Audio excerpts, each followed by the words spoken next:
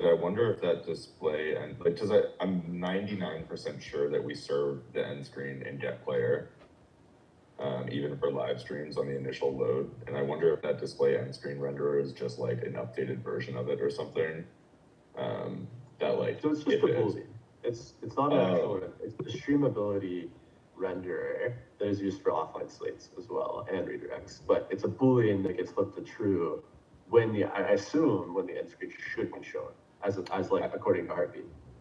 Gotcha. Yeah. So I think that the reason for that then is because live stream offline as a playability status doesn't mean that the stream is ended. Like it means that the ingestion is inactive. Yeah. So, but I guess what you're saying is like there's a case where the player can think that it's ended, and we don't show like an end screen.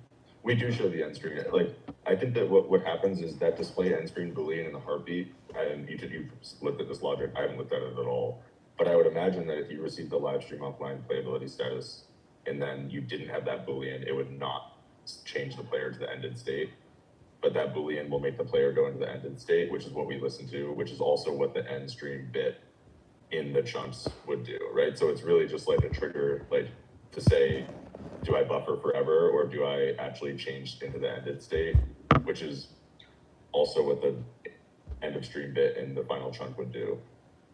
Yeah, I guess like my question is like, why do we have to? Because you don't always get the end of stream bit if the ingestion stops. Like sometimes they don't embed it. If it's like the external encoder, like if they just kill the ingestion, like we embed the bit in live infra when they get the stop live stream RPC in the controller. So if you kill the ingestion before the stop live stream, we have nowhere to put the bit in the chunk. But, well, like, my question is more, why do we have two sources of truth for the player knowing when it's ended? So you're saying, like, there's a bit that's encoded. Sometimes they manually stop the ingestion beforehand, but at least from the front end side, it is not stopped until either it is auto stop or you manually stop it, or it's cleaned up after like 24 hours. Yeah. So like, why is there a separate chunk in the like the manifest, or the whatever the not manifest, but the actual chunk that says end versus like heartbeats end? Because okay, I think I get your question, but maybe I don't. So, in the happy path where they end it normally and their ingestion's still running, we can embed the bit and get it to the player, and it'll get there much earlier than the next heartbeat will. So it's like an optimization to not have them pull for like 30 seconds and watch nothing. And then in the case where they just kill the ingestion or they lose network connection or whatever, and we have to do some auto stop or cleanup eventually, we have this like fall back to heartbeat where we'll eventually, transition the viewers so they don't sit there absolutely forever. But like there is like, ideally it will always be this end of stream bit. Like I would say like 90% of the time or whatever, hopefully that's how they get it delivered. And it'll be like immediately when the ingestion was supposed to end, like they get the ended UI instead of like, because the polling delay is super, super ugly for a viewer at the end of a stream to wait for a heartbeat. Well, I guess my question is then like, what, so that makes sense. Like it's an optimization. Yeah. Like it would help end it faster, but like, how does that interact with like the front end's auto start mechanism where there's a buffer amount of time where you could end your ingestion, and it's on the order of like at least 30 seconds where your stream doesn't actually stop, like if you just directly end the ingestion. So like, does the optimization like not actually use then? Yeah, and auto stop it wouldn't work. You'd have to wait for a heartbeat. But how do we communicate like to the player that this was an auto stop stream? Because like each client would have to know to ignore like the fact that we've received like the ingestion is stopped. They don't ignore that. They buffer until the live notifier transitions the stream to completed and heartbeat delivers it. But how do you differentiate that case, an auto stop case, from someone who just like ends their ingestion? So you were saying that like where this end of stream bit delivers information to clients so they're not buffering until the next heartbeat as an optimization. So how do we differentiate? How does the client know, like, this bit in this chunk, right, is because someone is like ending their stream? Like, I guess the two things don't like make sense to me, like auto stop and. Gotcha.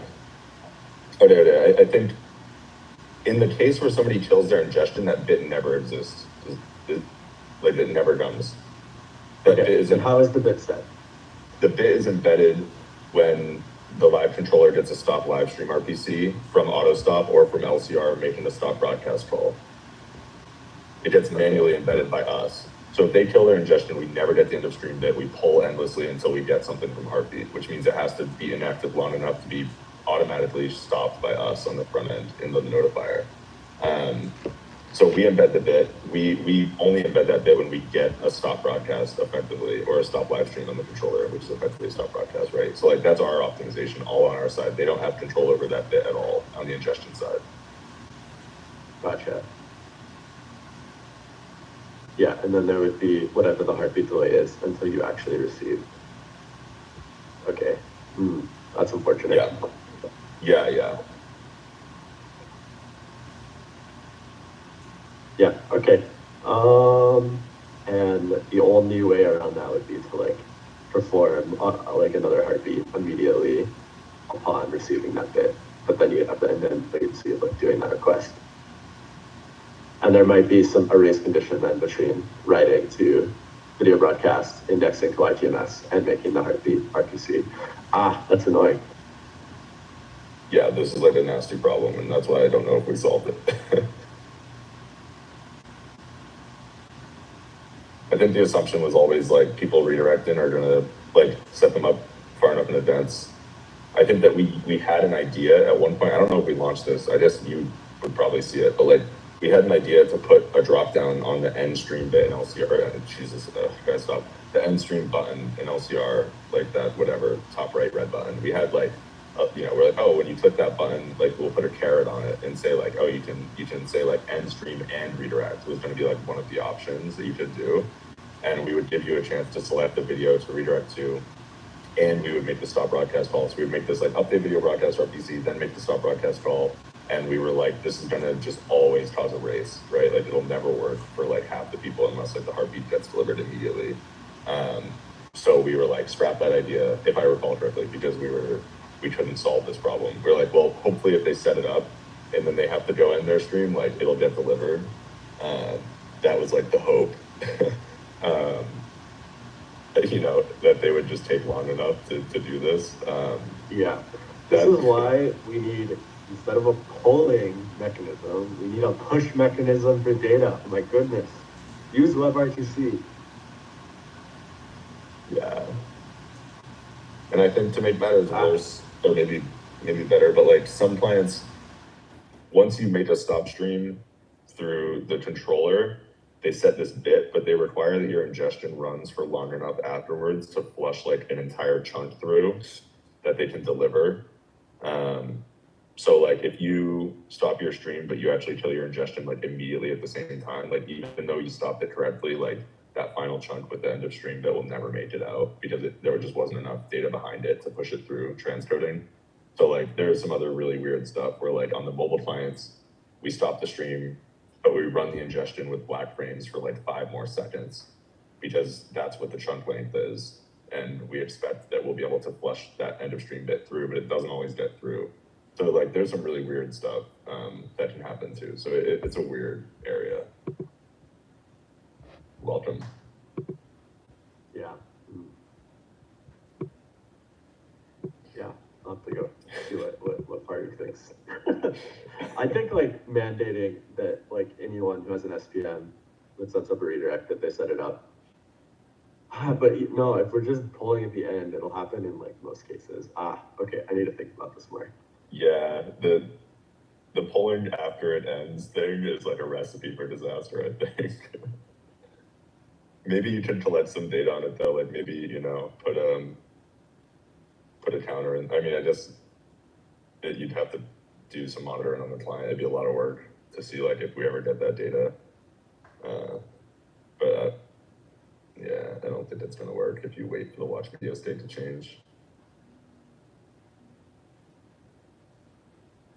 That's tough. Yeah, sorry, I hijacked this. No, this was a good chat. This is better than stand up. You did.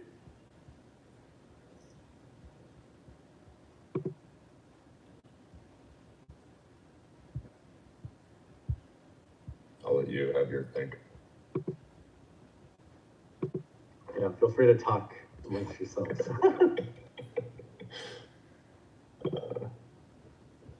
But Tara, where did we leave off? You have a plan, right?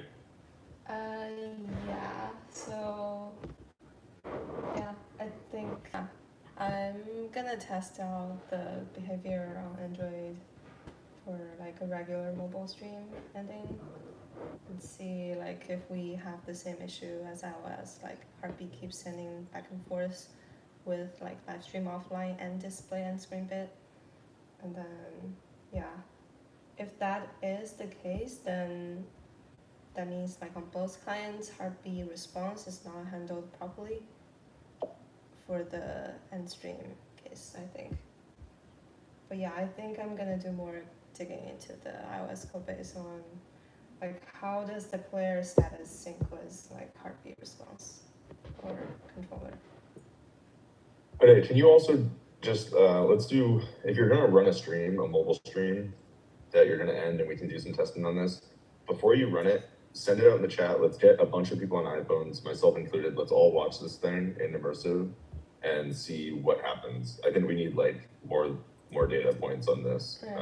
I'm happy to watch it. Everybody will, you know, if you remove the barrier of like somebody having to do work to create a stream, and you just say like, here's the stream, I'm gonna go live in five minutes, like just watch it and tell me what happens. I think we'll get a lot of people on this, and it'll be really easy to get some feedback. So let's do that. Yep. Okay, cool. All right, sweet. We're over. I'm still gonna be around if anybody needs anything, so just let me know.